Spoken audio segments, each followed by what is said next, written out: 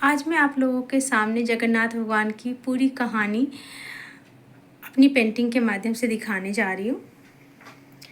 जरा नाम के भील ने कृष्ण भगवान के पैरों के अंगूठे में तीर मारता है, जिससे कि कृष्ण भगवान की मृत्यु हो जाती है। उसके बाद जब पांडवों को पता चलता है कि कृष्ण भगवान की मृत्यु हो गई है, तो वो लोग आते हैं और कृष्ण भगवान का दाह संस्कार करते हैं। लेकिन कृष्ण भगवान का हृदय जो है वो नहीं जलता है, तो अर्जुन एक लकड़ी के गट्ठर में जगह बना के कृष्ण भगवान का हृदय रख देता है और उसको नदी में बहा देता है। नदी में बहते बहते लकड़ी का गट्ठर जो है विश्वासु को मिलता है, जो कि कबीले का सरदार होता है। वो जब देखता है कि लकड़ी के गट्ठर में से आवाज़ आ रही है, तो वो फिर से वहाँ पे गड्ढा करता है और हृदय को निकाल के पहाड़ों में गुफाओं में उसकी स्थापना कर देता है और नील माधव के नाम से वो रोज़ सबसे छुप के उसकी पूजा करता है। और मालवा प्रदेश के जो मालवा राज्य के जो इंद्रदुम्न राजा होते हैं, उनके स्वप्न में वो गुफा आती है और कुछ नीले रंग का प्रकाश उनको दिखाई देता है। सुबह उठ के वो जब अपने राज्य में, अपने दरबार में इस बात की जिक्र करते हैं, तब वो अपने कुछ विश्वास पात्रों को ये गुफा ढूंढने के लिए भेज देते हैं।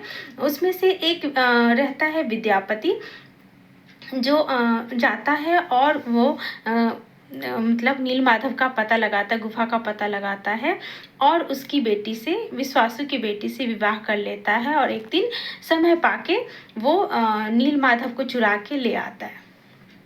इधर राजा के स्वप्न में फिर से एक मंदिर का सपना आता है। तब वो समझ जाता है कि मंदिर का निर्माण करवाना है इधर, तो मंदिर बन नहीं पाता है। तो इंद्रदुम्न जो है हनुमान जी की तपस्या करता है और हनुमान जी प्रकट होते हैं और वो कहते हैं कि मैं अपनी पीठ जो है समुद्र की तरफ कर लेता हूँ, जिससे कि समुद्र की हवाएं आवाज़ जो है नहीं आएगी और मंदिर का निर्माण अच्छे से हो पाएगा। उसके बाद जगन्नाथ भगवान की मंदिर की स्थापना, जगन्नाथ भगवान की मंदिर की नींव रखी जाती है और मंदिर बनके नील माधव के आने से पहले ही, भगवान जी के आने से पहले ही मंदिर का निर्माण हो जाता है। उसके बाद जब नील माधव को लाया जाता है, तो मतलब अब कैसे बनाया जाए, तो लकड़ी जो है तैरते तैरते जिस लकड़ी में नील माधव को छुपा रखा होता है, वो लकड़ी बहते बहते आती है और उसको कोई नहीं हिला पाता। तब जो है विश्वासु जाते हैं और इंद्रदुम्न जाते हैं और विश्वासु को से माफ़ी मांगते हैं। फिर विश्वासु आके उस लकड़ी को अपने कंधे पे उठा के लाता है और उसी लकड़ी से जो है जगन्नाथ भगवान की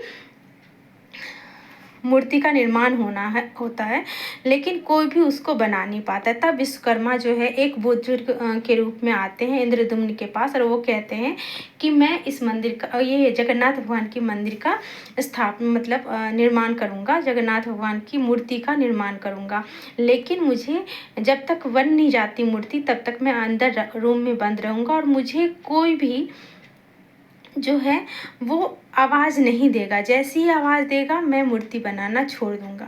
काफ़ी टाइम के बाद जो है, काफ़ी टाइम हो जाती है, कोई भी आवाज़ नहीं आती है। तब इंद्रदुम्न की जो 3 रानियाँ थी, उसमें से छोटी रानी को जो है वो मतलब वो होता है कि कहीं बुजुर्ग आदमी है, वो मर तो नहीं गया, इसीलिए वो राजा से बहुत यत्न करके दरवाज़ा खुलवा लेते। जैसे ही दरवाज़ा खोलता है, तो देखते हैं जगन्नाथ भगवान की प्रतिमाएँ तो बन गई हैं, लेकिन पूरी प्रतिमा नहीं बनी है।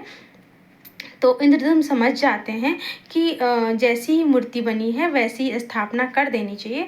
तब जगन्नाथ भगवान की जो है मूर्ति की स्थापना जिस मतलब अवस्था में थी, उसी अवस्था में स्थापना कर दी जाती है।